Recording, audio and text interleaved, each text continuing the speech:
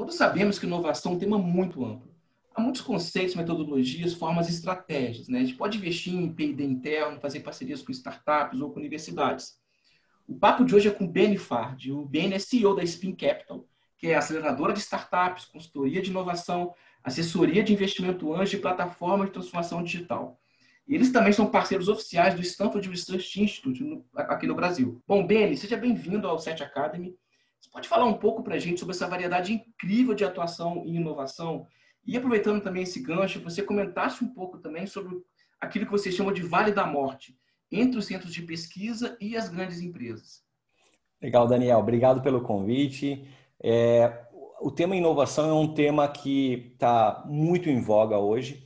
A gente tem percebido uma vontade muito grande das pessoas entenderem melhor o que é inovação, como participar desse grande movimento, ou mesmo usufruir das benesses aí desse mundo novo que se abriu ao longo do passar das últimas décadas, né?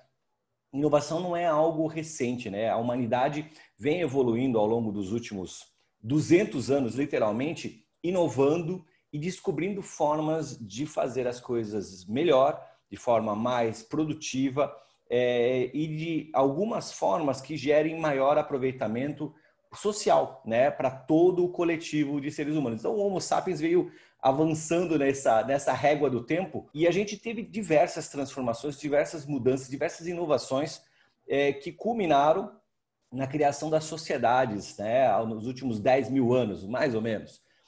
E as sociedades, elas começaram a ter necessidades de se relacionar de forma mais produtiva, e aí nasceu a escrita, aí nasceram as formas de comunicação diversas. Aí a gente passou a dominar novas técnicas de manuseio de ferramentas, até que a gente foi avançando, chegamos na Revolução Industrial, lá em meados de 1750, 1800, quando então nós passamos a produzir coisas em escala. E mais ou menos nesse mesmo período a gente começou também a dominar novas formas de comunicação, meados de 1900, né, com eletricidade, rádio, que veio logo na sequência, o telefone de Graham-Bell. E aí a gente foi. No século passado, nós tivemos inúmeras inovações que aconteceram em função da eletricidade e também da eletrônica como um todo. E a eletrônica, ela fez explodir a capacidade de inovação das pessoas e das empresas. Então, basicamente, nós passamos de um universo de inovação que ficava muito restrita em laboratórios de pesquisa, em universidades, em centros de pesquisa privados ou mistos, para as garagens. Então, a gente tem o case aí do Steve Jobs com a Apple, a gente tem o caso do Bill Gates com a Microsoft, de empresas que nasceram numa garagem lá no Vale do Silício e transformaram o mundo, muito em função disso. O P&D, ele passou a ser não mais a única forma de inovar. A gente passou a ter outras formas. E a inovação hoje, ela está presente nas nossas vidas, inclusive na plataforma com que a gente está se comunicando aqui, que são as tecnologias emergentes, as novas formas de inovar. De fato, inovação é fazer diferente algo que já vinha sendo feito. Então, nós estamos nos comunicando de forma diferente hoje aqui.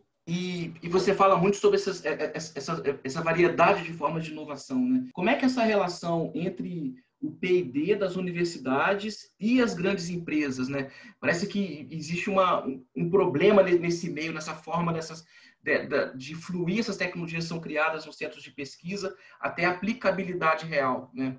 Isso é verdade, isso é verdade. A gente tem um desafio enorme, isso é no mundo inteiro, que é o que nós chamamos de Vale da Morte. É a distância entre o que as universidades pesquisam e desenvolvem de patentes, de invenções, de descobertas, e aquilo que as empresas, as indústrias, de fato, consomem em termos de inovação e conduzem para o mercado. De fato, quando você cria algo novo, inventivo, que é disruptivo, mas que não tem capacidade de chegar às pessoas, você não causou o impacto que aquela tecnologia poderia causar. E esse hiato, essa distância, que é literalmente um vale da morte, é como se tivessem duas planícies e um vale, um canyon entre universidades, centros de pesquisa e empresas. Ele existe muito por causa da essência desses dois seres. As universidades, os centros de pesquisa, tendem a ser guardiões do verdadeiro conhecimento, do conhecimento de ponta. Então, muito do que se descobre nas universidades, o mercado não está pronto para absorver. Esse distanciamento, essa dicotomia, se deve à vontade muito grande das universidades, centros de pesquisas, de estar na ponta, na vanguarda, e as empresas e o mercado não conseguirem acompanhar. Fato é que os saltos de tecnologia ao longo das últimas décadas têm sido cada vez mais curto em espaço temporal e o pico desse salto tem sido cada vez mais longo em termos de uso e adoção de tecnologia. Então, nós vínhamos de saltos curtos, de saltos longos, que foram se encurtando e a amplitude delas aumentando. Ou seja, é cada vez mais comum a gente ver tecnologias que foram criadas em universidades e centros de pesquisa já sendo aplicadas por empresas. E indo para o assunto dessas tecnologias emergentes, né, a inovação é muito alavancada por tecnologia, né? Mas é uma variedade enorme de tecnologias novas, né? A gente vai desde lá da robótica, sensores, até a indústria de novos materiais, química. Quais são as tecnologias que hoje são assim, o cutting edge e que vão gerar grandes inovações? Você consegue dar alguns exemplos para a gente? Quem é mais fã da tecnologia vai adorar ver uma das formas de apontar a tendência de tecnologia que é criada pela Gartner, consultoria internacional, que é a Hype Cycle de Gartner. A Hype Cycle de Gartner é uma das formas de antever o que vai acontecer no futuro, que é literalmente uma curva de pico, de vale e de platô. Ali estão várias tecnologias que tendem a emplacar aí nos próximos anos e que a gente está falando muito. Por exemplo, o 5G. O 5G ele vai exponencializar a comunicação móvel. Nós já estamos num cenário de telecomunicações móveis excepcional. O 5G vai permitir, por exemplo, um salto gigante na tecnologia de veículos autônomos. Então, o grande brilhantismo do que está acontecendo hoje em termos de tecnologia, eu já vou falar quais são essas possíveis tecnologias, é que elas não são mais unidirecionais, elas são transversais. Uma tecnologia afeta a outra que estava um passo atrás, que afeta a outra que estava 2 passos atrás. A telemedicina, por exemplo, com o 5G dispara. Você pode ter um médico em Tóquio fazendo uma cirurgia em um paciente em São Paulo, via 5G. Então, são coisas extraordinárias que estão acontecendo, mas não só nessa área. Tem um professor da Universidade de Stanford chamado Andrew Ng, que é um dos maiores especialistas em inteligência artificial do mundo, uma das referências, e ele costuma dizer que de 2020 a 2030,